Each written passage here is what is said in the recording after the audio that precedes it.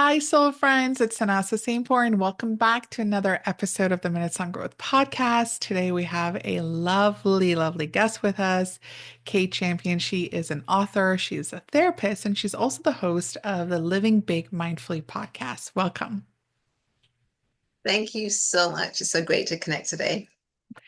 Right before we came on here, Kate and I were talking about what the vision for this episode is and what is, being channeled um, through for us. And Kate said something, I was like, I love it. Let's talk about that because it's so important. And it was this concept of living intentionally and how we can personalize the personal development experience for ourselves instead of saying, this is the recipe for everyone and it should work for everyone. So, Kate, if you're open to that, I'd love for us to dive deeper into that and what you believe living intentionally means.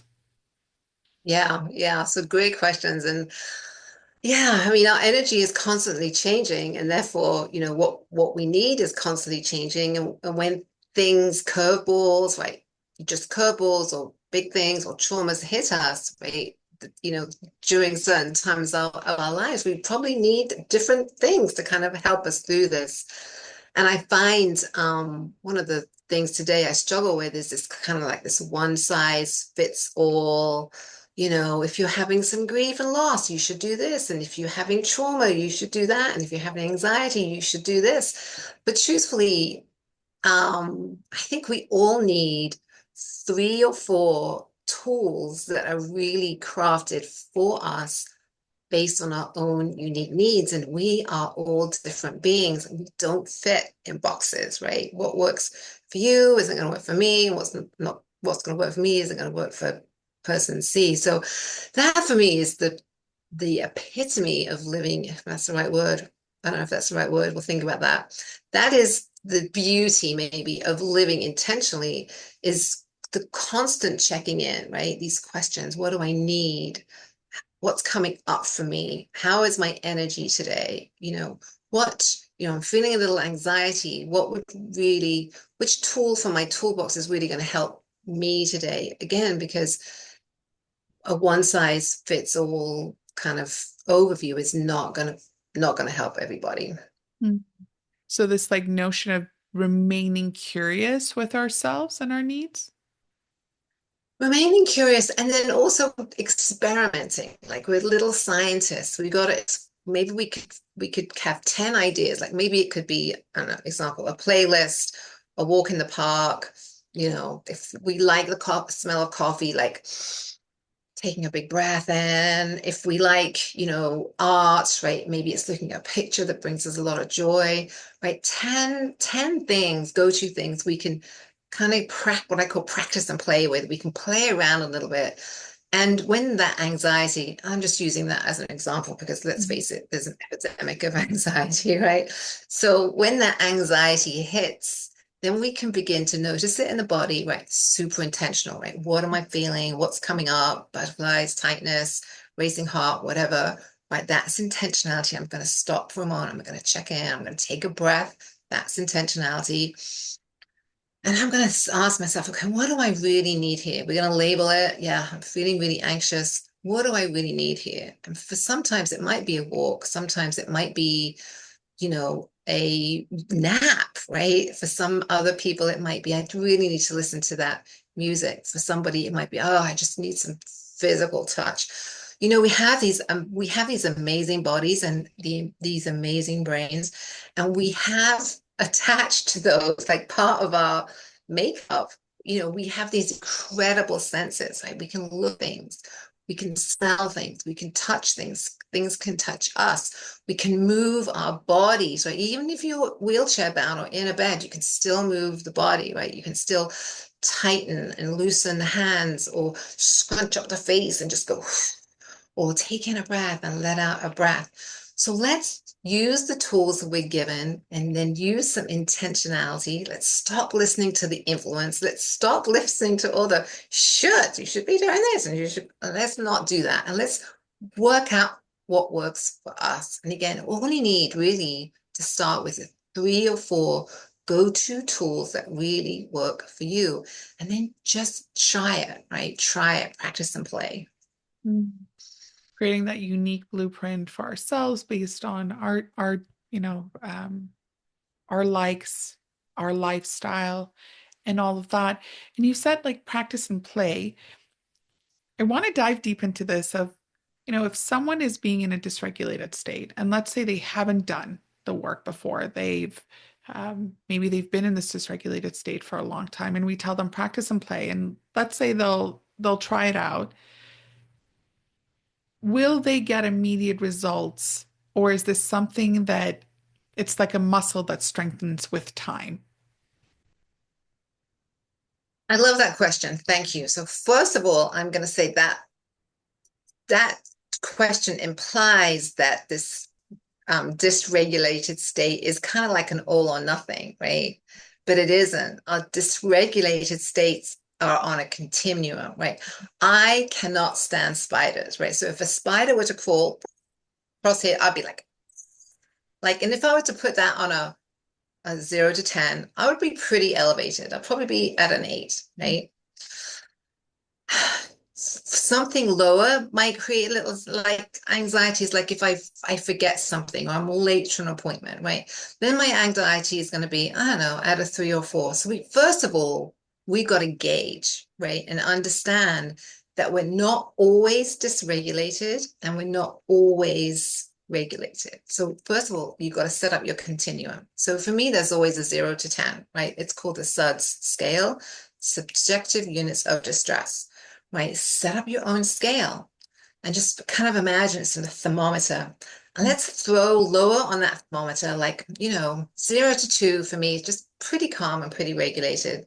And then what for you is like 2 to 4.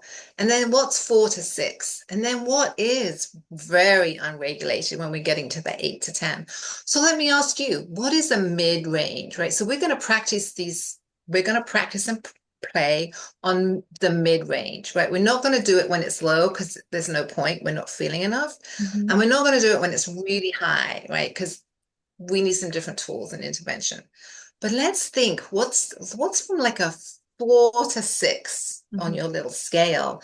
And let's start there. So Tanaz, what would be a 4 to 6 on a kind of anxiety scale for you? Like how I would respond. Stress, well, what would just an event, what would get a little dysregulated, but not fully dysregulated? Um, I would say maybe like an accident, like a car accident, something but minor, Love nothing that. extreme. Like someone bumps cars with me. Love that. Fantastic. Right. So you go in the car, brum, brum, brum, you get a fender bender, right? Yeah. And your anxiety goes up. And again, it's in that like 4 to 6 ratio. You're Hmm. feeling it in the body, right? You're feeling it in the body. Hmm. Maybe the heart's pounding, maybe there's heat, maybe there's tension, but it's not so high that it's overwhelming. Hmm. So that's when you would pick out one of your tools and maybe practice and play with that when the anxiety is a lower level. So it might be, okay, I might call somebody and get some emotional support. Hmm. It might be, I just need to stand here and get grounded and take a few breaths for a moment. It could be, if you had a coffee, I'm going to take a drink. I'm going to have some water. I'm going to kind of cool my body down and get my breath kind of regulated. There's several things that you could do, but that's an example of pairing these skills, right? Practice and playing when the anxiety, the stress, the worry, or whatever is at a reasonable level, so you can have some effect, and then you just get to notice, how does the body feel, right? How am I feeling? Is it coming down? Like, am I going from a 6 to a 4? And that, okay, the police are here. We've done the insurance thing. I'm driving away, feeling much better, right? Crisis is over, and you can kind of slide back kind of into your day versus being in like catastrophe mode and you cannot let it go, right? You're ruminating and you're worried and you're in this fight or flight response. So I don't know. Does that answer your question? Yeah, definitely. So what you're saying is like we take these tools and we practice them at 0 to 2, at 2 to 4. We kind of like figure out which ones resonate and which ones feel natural to us and how it's responding in our body so that when we get to that 4 to 6, we have a little bit more experience with those tools and we know that they're going to help us. So we're like building up experience with it. Exactly. And then when we become proficient at kind of managing difficult, big emotions at this kind of 4 to 6 range, then then we can begin to step up a notch, right? When we got our basis down, then we can look at when it gets to an 8 or when it gets to a 10, what would be helpful in those scenarios. So as I talk through that, I'm curious what's coming up for you as you imagine yourself kind of going through that. Do you think something like that would be helpful or not? I'm just curious. Yeah, definitely. I mean, I it's funny because a couple of hours ago, I was in a session with a client and she said, I don't have time to do these things. And she was feeling very Oh, dysregulated. And I was like, that's how it's the counterintuitive part of it of we don't really have time to do these tools of like going for a walk, um, sitting down, having chamomile tea, breathing, grounding. But it's actually those things that like increase our window of tolerance and they help us get ready to navigate these challenges with more ease and grace. So I think something that will come up for many people when they're hearing this is, oh, that sounds great, but I don't have time for it. okay. And I love that. And yeah, I'm a therapist, so I get that a bit. And I don't want to I can be a little direct, but I want to say, that is a complete thinking error, right? Mhm. It's a complete thinking error. If I were to look at your day, right, like let's map out your day. I do not believe you do not have 3 minutes to Mhm. practice breath work. I do not believe you have 3 minutes to go outside and put your feet in the grass, take a breath, and look at this big, massive sky and wonder at the awe of things, right? These things are ridiculously simple, right? And they Mhm. take no time. So I would actually challenge that Mhm. thinking. So that is again, that is the thinking error. It's what is that? And then I want to go, so what is that? There'd be the intentional question, like, okay, so I know that you're saying this. Clearly, if I were to look through your day, it's a challenge the thinking error. And then I would say, so let's take a breath. And what is that really about for you? But Mhm. when you tell me I just don't have time, what is that? I'm going to invite you to take a breath. Let's do it for listeners right now. So you're thinking, I don't have time. I'm just going to invite you, stop, take a breath. It's like, okay, so go inside and ask yourself, okay, what is that really about for me? And just Mhm. notice what comes up. Is it, I don't know, is it skepticism? Is it fear? Is it, I mean, I don't even know, right? Is it, um, it seems like it's too easy. I don't Mhm. know. But then whatever that would come up, we would work through that. And then I would encourage that person. I would give them a little challenge. I say, okay, do me a favor. Let's pick two of these three tools that are super simple, literally 3 minutes, and go try it. Go try it 3 times this week, and then let me know how it goes. I'd give them a little journal, right? Make it very intentional. Go try it, and then next time we meet, we're going to process through it. What was it like for you? If it sucked, I want to know. If it was helpful, I want to know. If it was like, man, I want to know. I just want to know it all, and then we'll work from there. But again, that's very intentional, right? I'm really giving them a strong intention to do this and commit to trying. Some people don't like trying. Some people are feared of failure. Some people like they have this little interval, I can't do this or whatever. But I don't know. But that Mhm. would be the way I would work through that. I love that. As you were talking about like bringing this energy of intentionality into our day, I've seen it. So I've seen some people who aren't aware of what intentionality even implies because there's so much in their automated responses that the whole concept is new for them. And so there's this fear of the unknown, of and often like when we create space for something, like the emotions come to the surface, and that can feel sometimes overwhelming, because I've kind of blocked it out over the years, and I never made time to feel them. What's your thought on that? What's your take on that? Yeah, I think you do make a great point. And I think that we've got to again, whatever is coming up, we are going to look at. We're going to look at with curiosity. We're going to look at with compassion. If there is a sense of other, there's a little fear because other things are going to come up, we're going to look at that.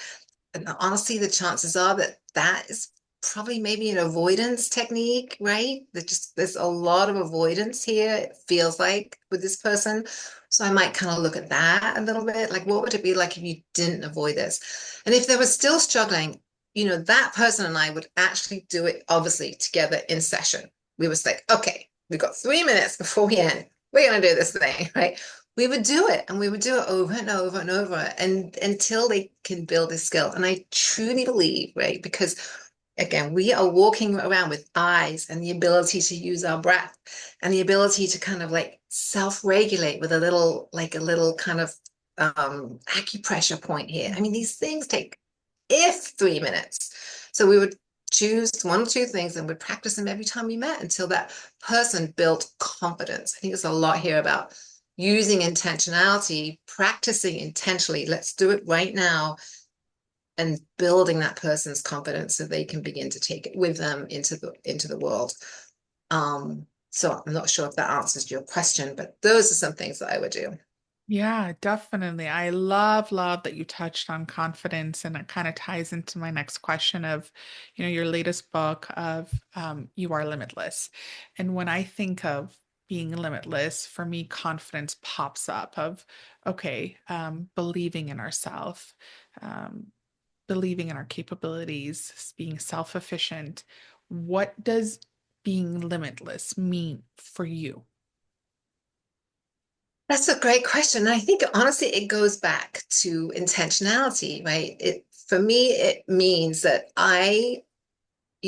we are all, not just me, right? We are all these amazing beings, right, that have been given this kind of gift of life. I'm not going to get too woo-woo with you, but we've been given these tools, right? We have this incredible brain and these incredible bodies. Like we can't even imagine engineering ourselves, right? I mean, we are that advanced, right? With that specific and that untapped, right? We only are aware of, I don't know, what is it, 10% of our thoughts and consciousness is above the iceberg. The rest is pretty unconscious, right? We have so much ability, so much potential.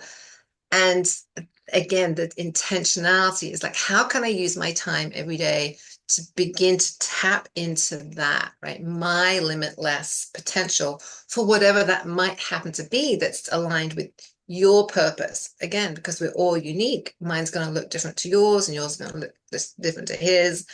And it's taking that breath every day. I do it every day. Like, where's this gratitude? And then how am I going to use my time today? How I'm going to use my time. And sometimes I'll use that question. And again, that's an internal question. I'm dropping that into my body, right? I've got this hour. How do I want to use this hour right now? And there's always an answer that comes up. Before we met, I could have done some appointments, returned some phone calls, emails, but I didn't. It's like, okay, I've got 20 minutes. How do I want to use this 20 minutes?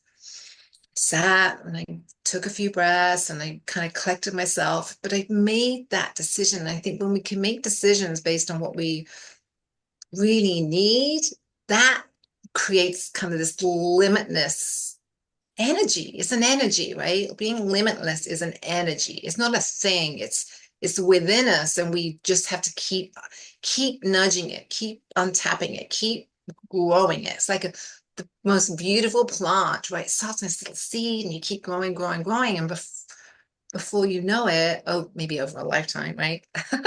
It just keeps this limitless energy where everything is possible. And I don't really mean that in a Pollyanna. I really want to respect that. But, I can write books and I can hike and I can show up on podcasts and I can, play with my grandchildren and I can, I'm able-bodied, right? What's to stop me?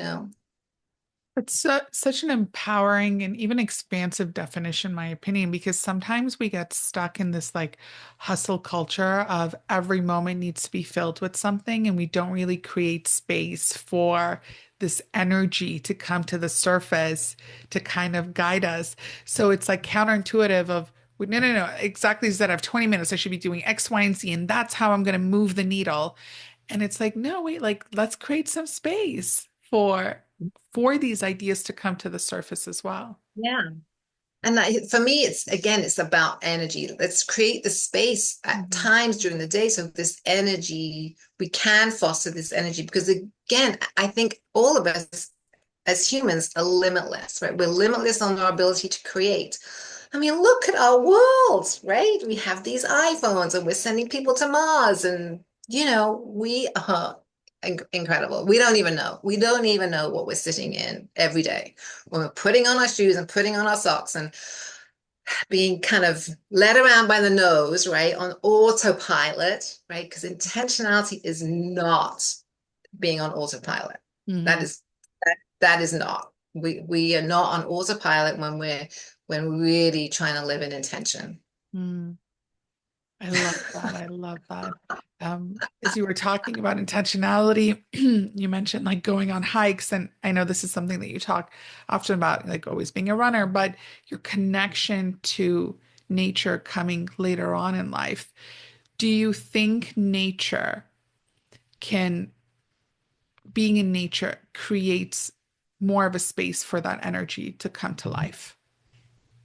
Yeah, I really do. I've have a lot of grief and trauma in my background, which I've worked through. But a lot of the work has been. I've had therapy too. I'm a therapy believer, but a lot of that has been processed kind of out in nature. And I really do. When you're connecting with nature and the natural world and something just kind of way bigger than yourself. For me, particularly in woods, right? Woods and evergreens and like deep woods. For me, that's very and I can just feel it in my body now. It's a very spiritual place, right? It's a very sacred space, and I can just like plug in. I love this plugging in. I can plug into the vastness, right? And the limitness of nature. I mean, look at Mother Nature, look at the Grand Canyon, look at the wherever, right? I mean, the mountains and the valleys, and I mean, it's incredible, right? It's incredible. And we are part of that, right? We're not separate to that. I know we think we are, but we're not. We come out of that, Hmm. right? We come out of that. Yeah.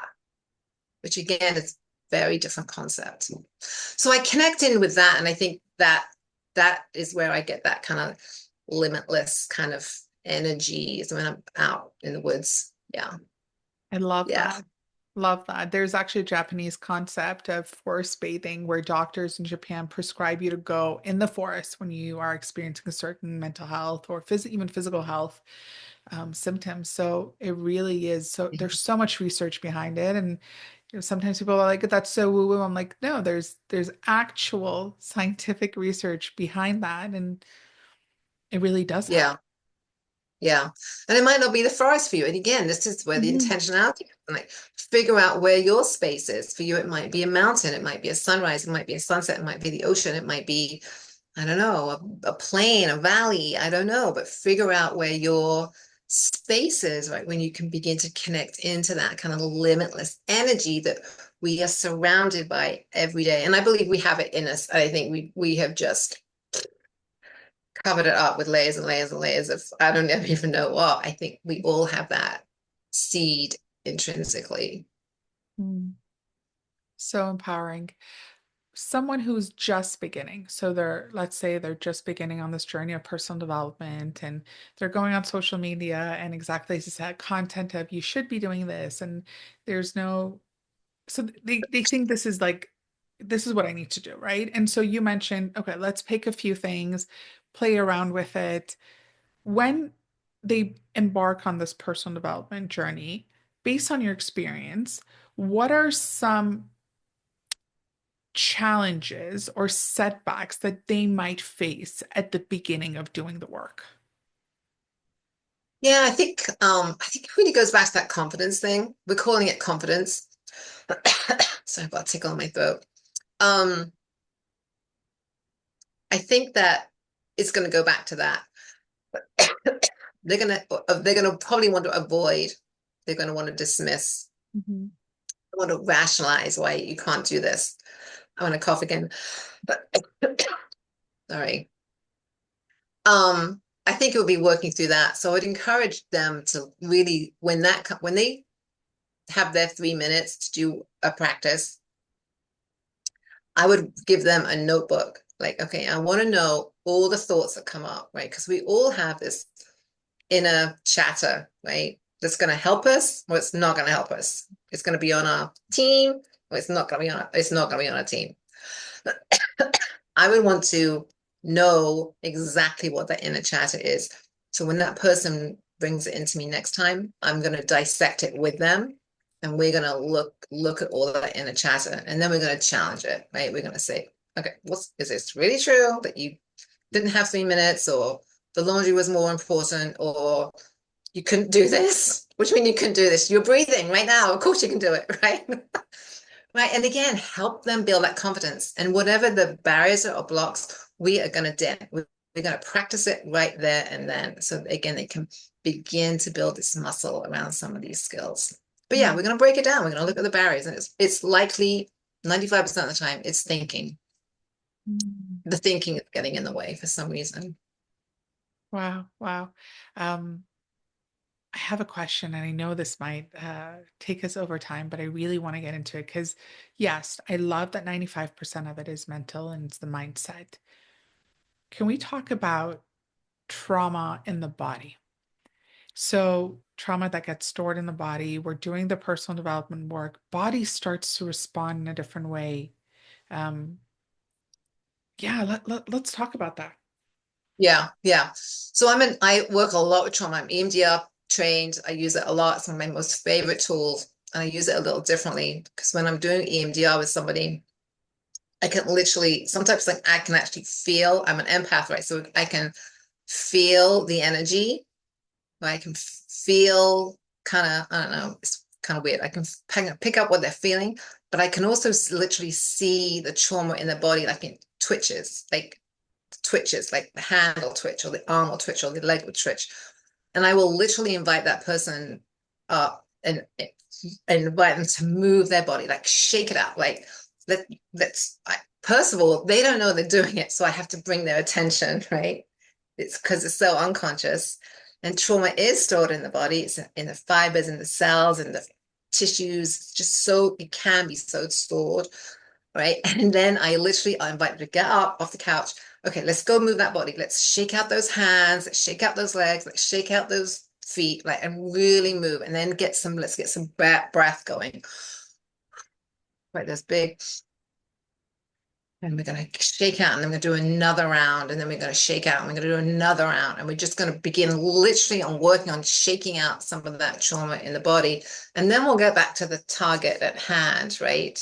We have to be able to move that trauma through the body. And I think that's why any kind of physical movement is so helpful. It can be yoga, walking, it doesn't really matter, but just we've got to move that trauma through the body. I love massage, deep tissue massage, Reiki, hot stones. But again, I was going to say whatever works for you because some people hate massage. It's going to be triggering for them. So, okay, let's not use massage, but what could be helpful, right? Could foam rolling, sometimes, brushing, sometimes just like this, just imagining you're just getting all that ick kind of out of the body, right? Using kind of some guided imagery, so many ways. But we do have to honor that trauma can be deeply stored kind of in the body. It's a great question. Thank Thank you. thank you. Thank you for sharing that and sharing all these different ways to bring it out of the body. And again, going back to the first concept that you were sharing of figure out what works for you, create your own unique toolbox.